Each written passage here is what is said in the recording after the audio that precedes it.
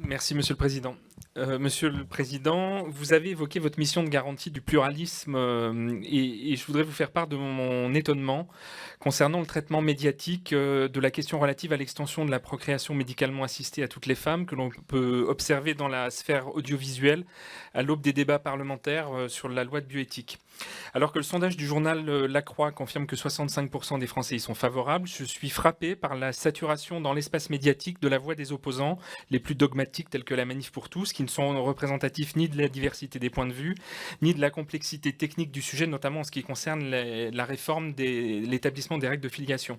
À titre d'exemple, à la suite du discours de politique générale du Premier ministre, confirmant l'engagement pris par le gouvernement d'ouvrir la PMA aux couples de femmes et aux femmes célibataires mercredi dernier, j'ai pu dénombrer pas moins de 6 interventions de Madame de la Rochère dans les médias entre le 12 et le 13 juin.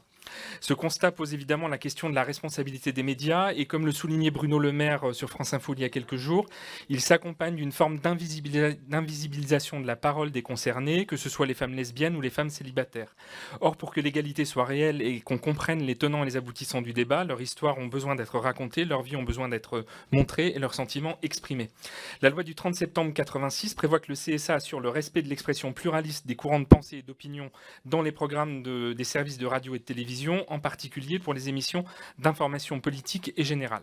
Donc pourriez-vous, Monsieur le Président, nous rappeler les outils dont vous disposez aujourd'hui pour mesurer non seulement quantitativement mais aussi qualitativement le traitement médiatique d'un sujet de société aussi primordial que la PMA, pour éviter toute tentation d'instrumentalisation de l'information à des fins politiques ou sensationnalistes?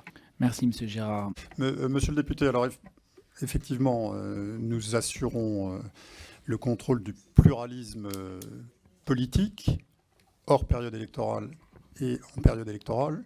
Hors période électorale, les chaînes sont tenues de nous remettre tous les mois les chiffres des émissions à caractère politique qu'elles ont été amenées à diffuser sur leurs antennes, que nous vérifions. Et nous apprécions l'équilibre du pluralisme politique sur une base trimestrielle pour laisser le temps aux chaînes qui font peu d'activité politique de bien équilibrer le pluralisme sur une durée trimestrielle. Et les règles, vous les connaissez, c'est un tiers du temps de parole réservé à la branche exécutive, président, collaborateur du président au gouvernement, et 2 tiers du reste du temps laissé aux autres formations politiques en proportion de leur représentativité politique, le nombre de parlementaires, le poids aussi dans les sondages.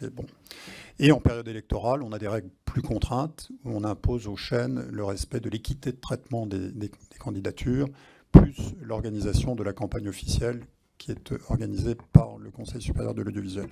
Mais votre question n'est en réalité pas celle du pluralisme, c'est celle du traitement équitable d'une information.